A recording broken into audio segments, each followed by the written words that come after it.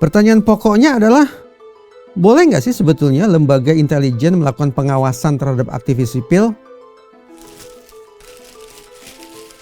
Jawabannya boleh, bahkan harus.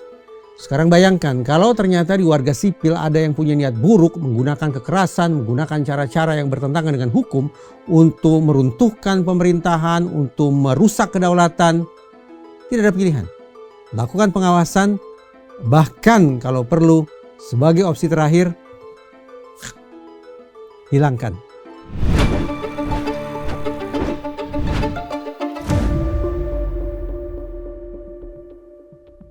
Saya ingin memulai Eka Cakap kali ini dengan memberikan rasa respek saya, angkat topi untuk saudara Andri Yunus.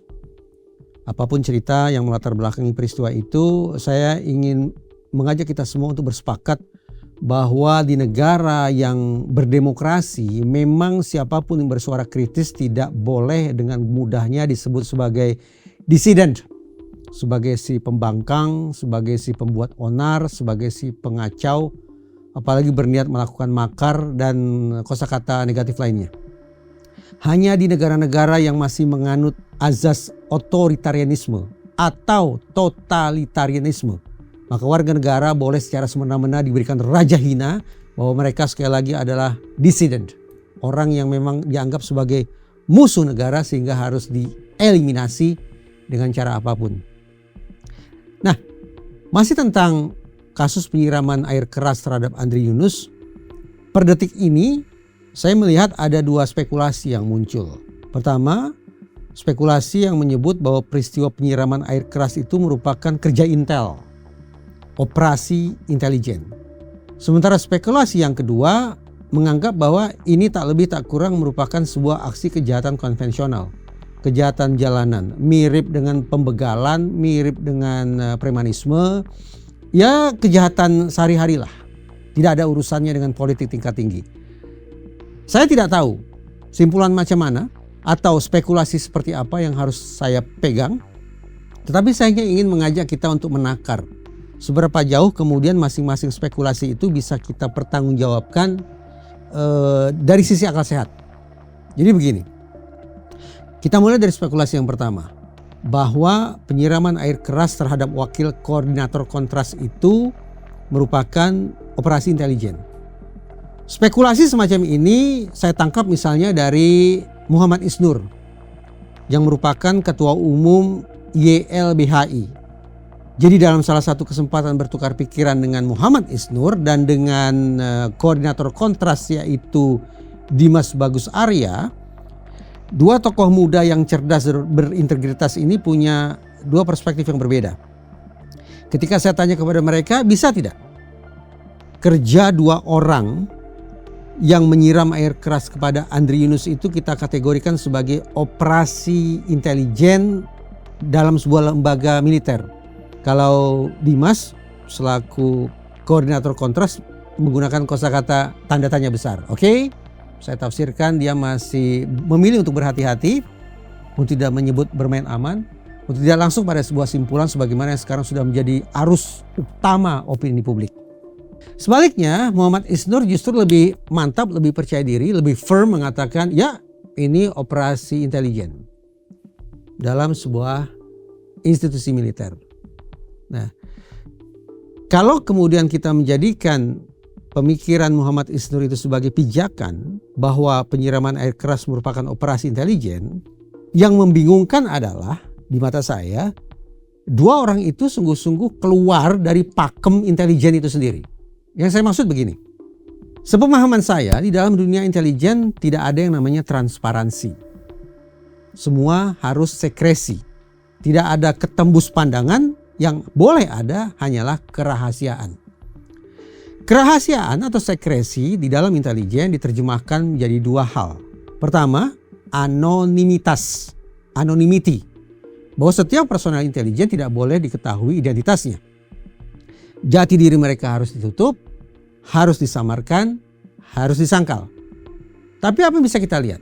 Pada malam kejadian itu, siapapun bisa melihat secara jelas wajah kedua orang eksekutor lapangan itu. Mereka pakai baju apa, mereka pakai sepatu apa, potongan rambutnya seperti apa, itu terlihat dengan jelas.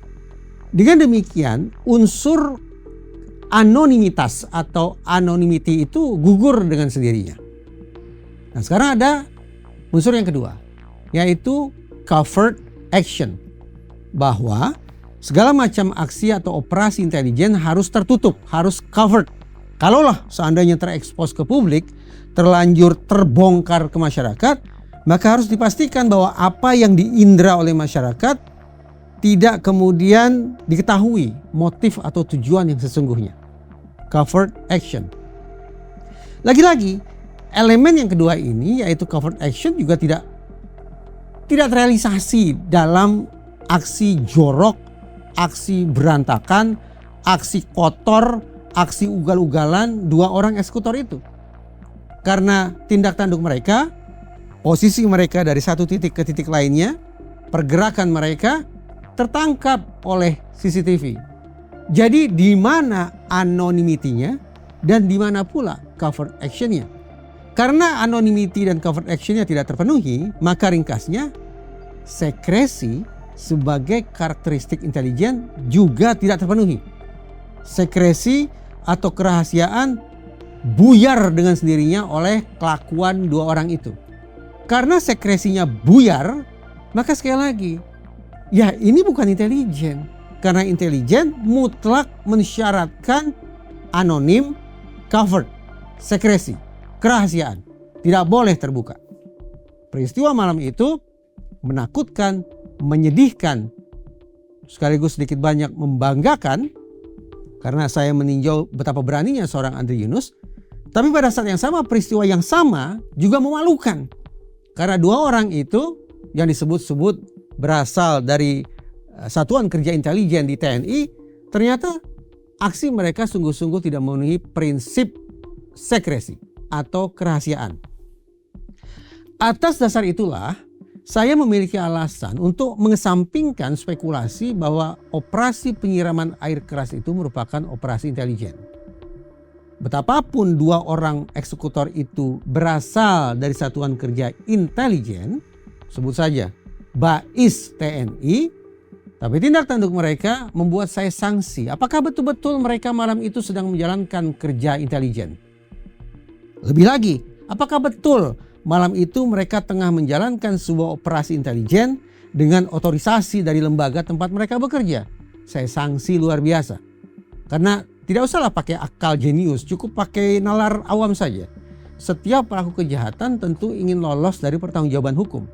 Caranya, mereka harus tutupi identitas mereka. Pakai tutup mata, tutup muka, tutup tangan sehingga sidik jari tidak tertinggal. Ketika terjadi error juga tidak boleh memperlihatkan kepanikan. Itu tidak ada. Itu semua tidak ada. Jadi sekali lagi, saya justru mempertanyakan seberapa jauh kemungkinan kita patut potret dua orang ini sebagai betapapun mereka bekerja di Satuan Kerja Intelijen, tapi malam itu mereka tidak sedang menjalankan sebuah operasi intelijen, apalagi operasi intelijen yang diotorisasi oleh lembaga tempat mereka bekerja. Sudah satu spekulasi saya kesampingkan. Sekarang tinggal spekulasi yang kedua, bahwa ini merupakan kejahatan konvensional. Spekulasi kedua yaitu kejahatan konvensional, entah kebetulan entah tidak, justru berkelindan dengan kosakata yang digunakan baik itu oleh Polda Metro Jaya, Kompolnas, Kapolri, dan juga oleh pihak TNI. Kosakata yang saya maksud adalah pihak-pihak atau lembaga-lembaga yang tadi saya sebut menggunakan sebutan transparan. Komplitnya kurang lebih, kasus ini, peristiwa ini akan kami ungkap secara transparan. Tadi sudah saya katakan, di intelijen tidak ada transparansi. Yang ada adalah sekresi. Sebaliknya dalam dunia penegakan hukum, dalam pengungkapan kasus pidana, transparansi harus ada. Bahkan bagi saya menetapkan tolok ukur mutu pengungkapan kasus pidana berdasarkan 4 parameter. Tuntas, menyeluruh, objektif, dan transparan. Jadi sekali lagi ingin saya berikan garis bawah bahwa kata transparansi hanya ada bahkan harus terrealisasi dalam konteks penegakan hukum. Dalam konteks penegakan hukum maka relevan sudah bahwa peristiwa penyiraman air keras terhadap Andri Yunus, wakil koordinator Kontras, justru alih-alih kita potret sebagai bentuk operasi intelijen, justru kita bingkai sebagai sebuah bentuk kejahatan. Kejahatan konvensional. Kejahatan yang tidak ada urusannya dengan motif-motif kelas tinggi. Nah, kalau kemudian peristiwa penyiraman air keras terhadap Andri Yunus itu kita bingkai sebagai sebuah kejahatan jalanan atau kejahatan konvensional, maka kemungkinan motif pribadi menjadi masuk akal untuk dikaji, untuk diteliti. Bahwa penyerangan itu tidak ada sangkut pautnya dengan status Andri Yunus selaku aktivis sipil. Penyerangan itu tidak ada urusannya dengan betapa intensnya Andri Yunus memberikan kritisi terutama terhadap otoritas TNI. Bahwa penyerangan brutal dan keji itu tidak ada sangkut pautnya dengan pekerjaan Andri Yunus sebagai wakil koordinator Kontras. Jangan-jangan tidak ada hubungannya ke sana. Tapi sekali lagi sebagai sebuah kejahatan konvensional, penyerangan ini dilancarkan oleh dua orang pelaku itu karena mungkin Andri Yunus punya persoalan pribadi. Persoalan pribadi yang dianggap mengganggu, yang dirasakan tidak menyenangkan oleh pihak manapun itu yang berada di balik peristiwa penyiraman air keras itu. Jadi ini merupakan serangan yang sifatnya pribadi terhadap sosok pribadi Andri Yunus yang memang dilakukan oleh tentara. Tapi sekali lagi, betapapun mereka tentara, betapapun mereka bekerja di satuan kerja intelijen, tetapi kerja mereka malam itu tidak ada urusannya dengan motif-motif politik tingkat tinggi, melainkan sebatas menjalankan sebuah misi pribadi untuk menyakiti, untuk membuat cacat, bahkan mungkin untuk menghabisi seorang Andri Yunus yang secara kebetulan juga bekerja sebagai aktivis di Kontras. Nah, itu dua spekulasi yang menurut saya semestinya kita sikapi tanpa a priori. Kita tidak membabi buta langsung tergopoh-gopoh menarik simpulan bahwa ini pasti operasi intelijen. Demikian pula tidak sepatutnya kita mengabaikan sikap kehati-hatian sehingga lupa untuk menguji kemungkinan ini merupakan kejahatan konvensional.